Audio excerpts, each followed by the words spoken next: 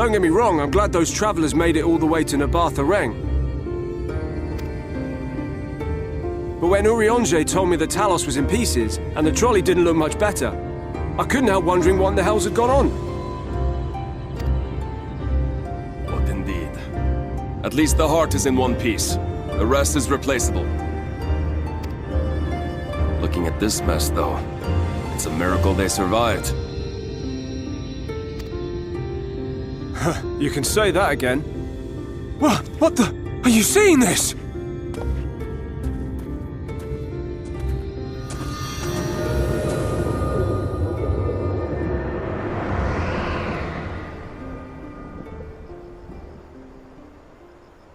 The sky. It...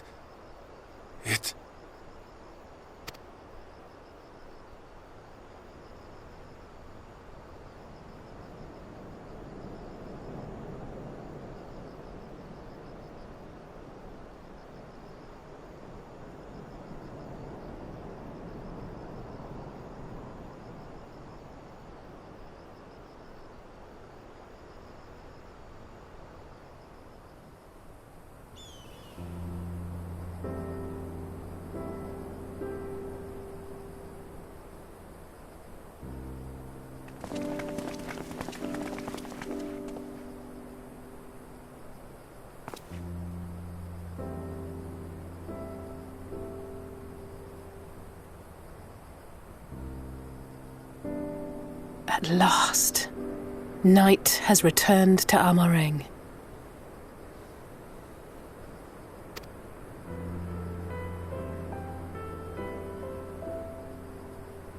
We'll save this broken world yet, Tesleen.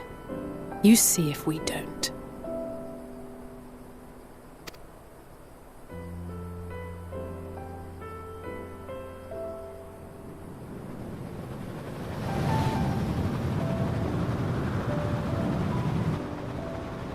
No doubt retreating in the wake of the Warden's demise.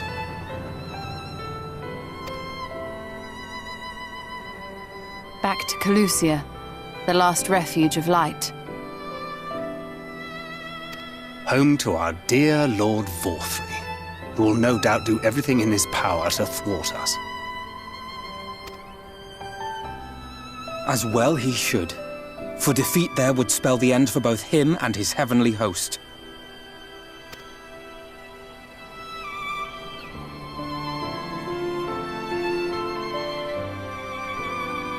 There the fate of this star shall be decided.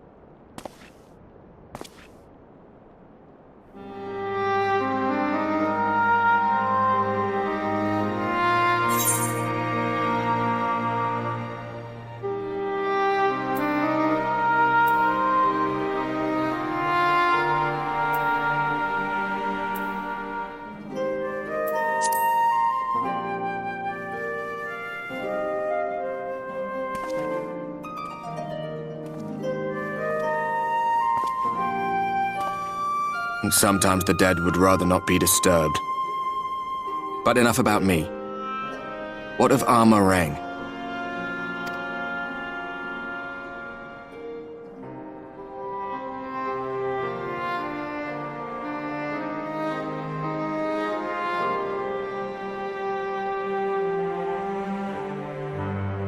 I see. Minfilia's gone then. Which means the reason I must suffer this purgatory shall forever remain a mystery.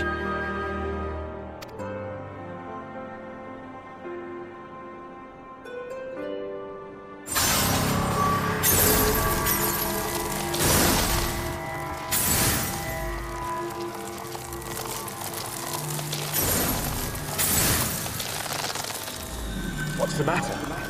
Are you all right?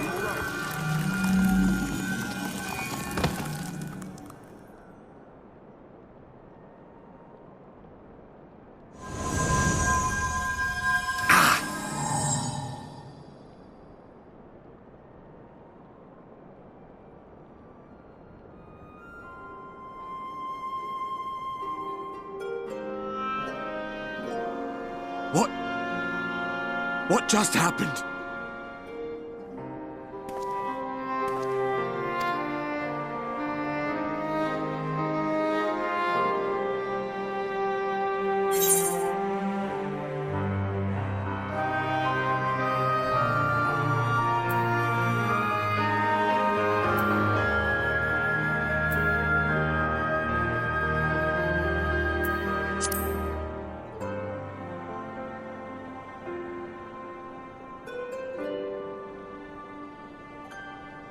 Minfilia said my time had not yet come. That I still had a role to play. Not even the most valiant heroes can stand alone. No, it couldn't be. There's only one hero in this room, and it is not me. I'm just a shadow, cursed to wander.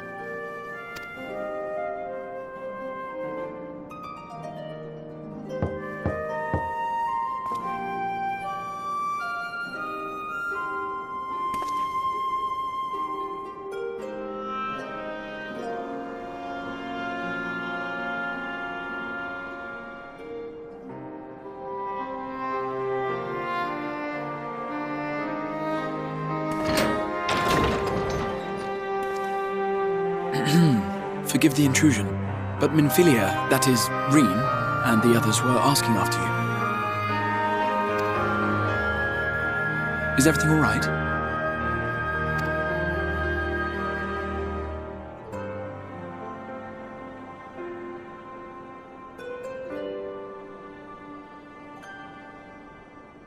That pain again? And did it pass?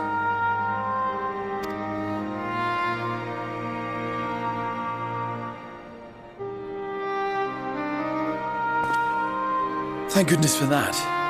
I would not wish to see you suffer.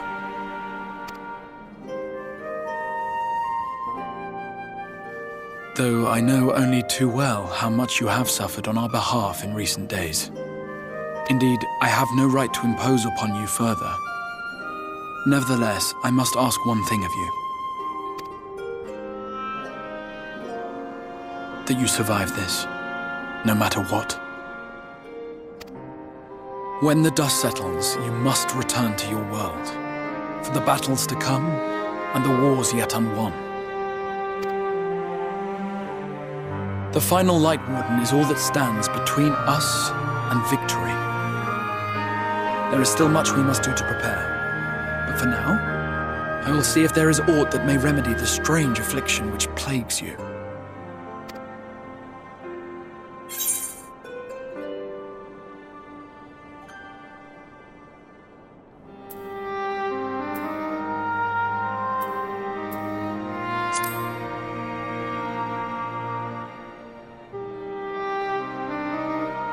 Yes, I believe it will. Once the tyranny of light is ended, the people of the Crystarium will be safe, and the future that must be shall come to pass. I'll not keep you from your rest any longer. Take as much time as you like.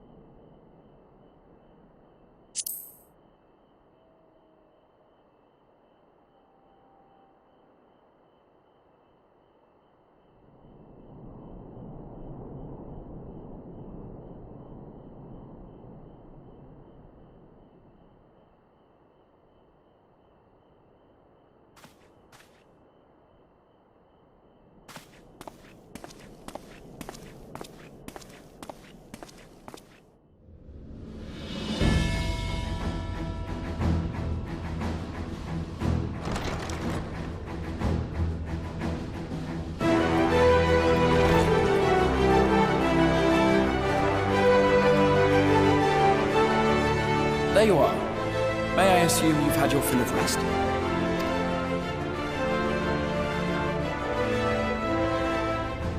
That is well. Now that we are all present, let us speak of our plan. Thus far, we have vanquished 4 Light Wardens, restoring Night to much of Northrend. Only one remains, that of Calusia, and with Reen to guide us, I am certain we will find it.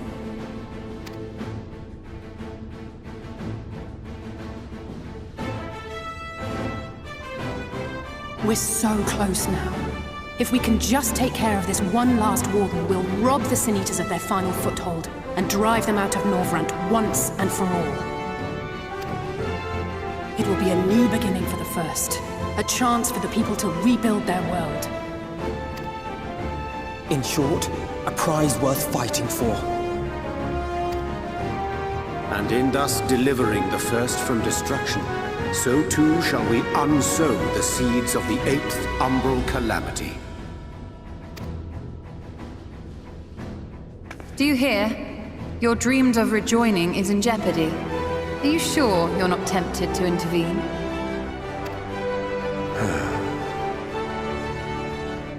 You labor under the misapprehension that vanquishing the Sin Eaters is tantamount to saving the world. It is not. In truth, you only delay the inevitable, lengthening your fleeting lives by the smallest of margins.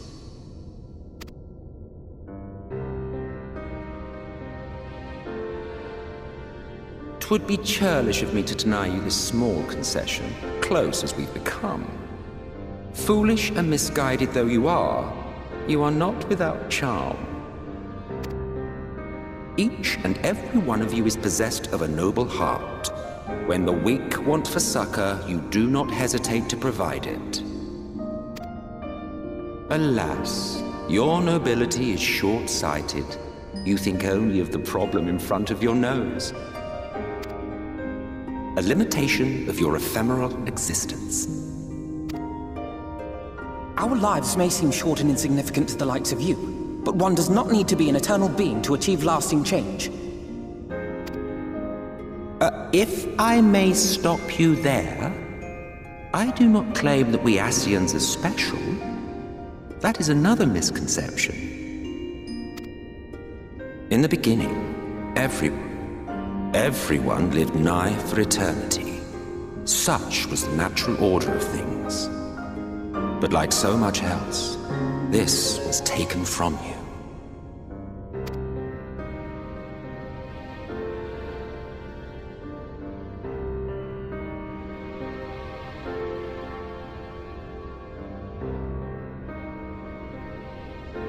You won't object if I borrow your plaything?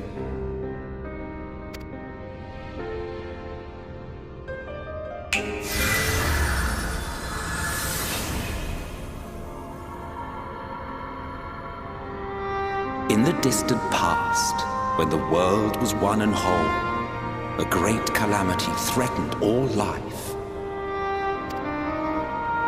It began without warning. The very laws of the star were warped and broken, and chaos swiftly spread throughout the land. Faced with annihilation, we sought to imbue the star with its own will. Thus was Zodiac born, and by his power was order restored.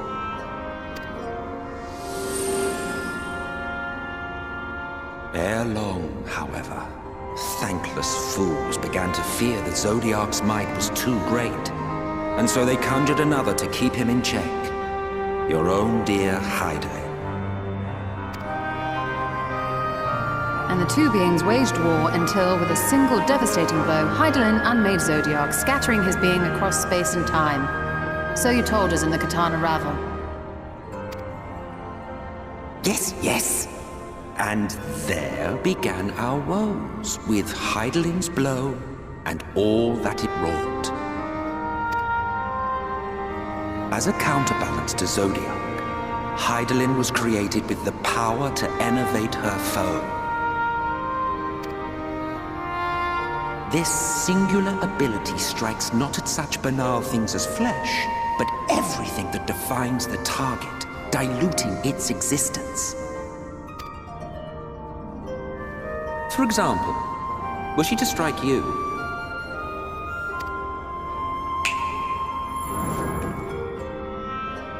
two individuals, identical in appearance yet reduced in all respects. Strength, intelligence, the soul itself, all is halved.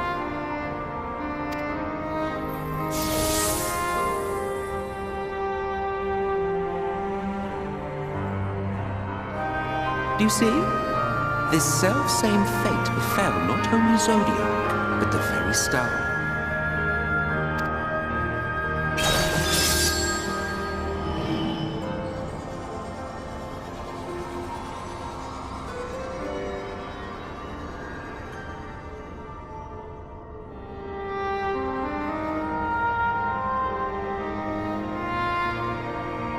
Only 3 were fortunate enough to escape the Sundering, me being one of them.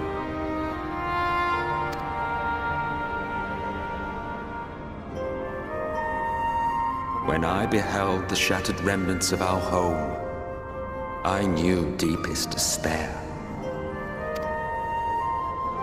The inhabitants of these 14 fragments were feeble, frail and foolish, oblivious to their imperfection, ignorant of their past.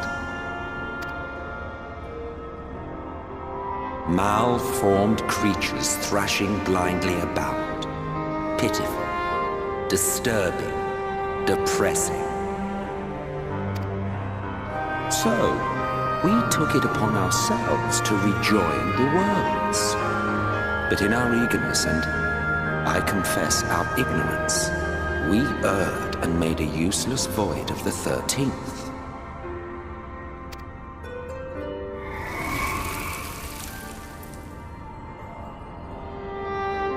It was only afterwards that we discovered a connection twixt source and shard, a flow of energy that maintains elemental balance. And thus did we arrive at our time-honored modus operandi.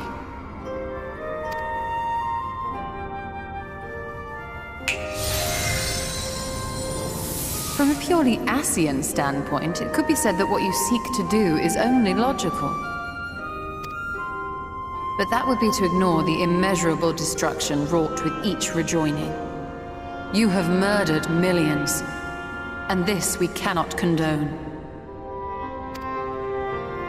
By your fragmented existence, you continue to give rise to tragedies far crueler than any calamity. But yes, moral relativism and all that. Case in point, I do not consider you to be truly alive, ergo, I will not be guilty of murder if I kill you.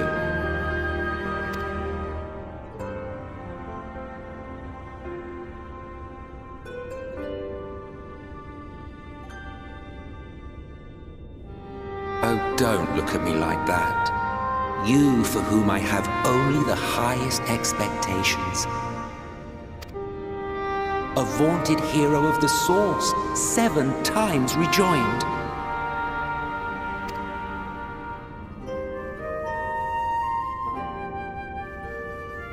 Long have I awaited one who might brave a path of lesser tragedy. A resilient soul able to endure the necessary pain. I dare to hope that my wait is over.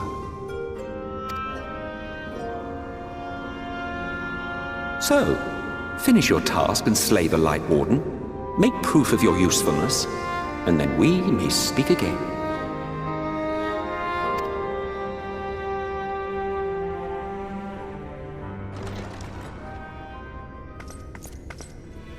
Forgive me, my lord, but this could not wait. Speak freely, Captain. Our informant in Colusia sends word of unusual activity in Yulmur. It appears their forces are entrenching themselves at key points throughout the city, making ready for an attack by all indications. An intriguing use of resources. I rather doubt Lord Vorthry is concerned for the safety of his citizens.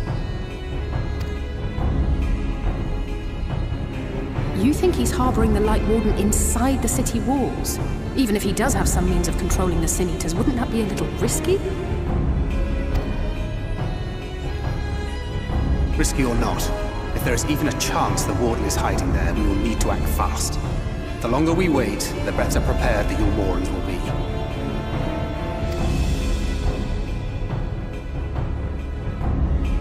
Agreed. See to your preparations then and make for Calusia. God's willing, this hunt will be the last. Let us see it through to the end.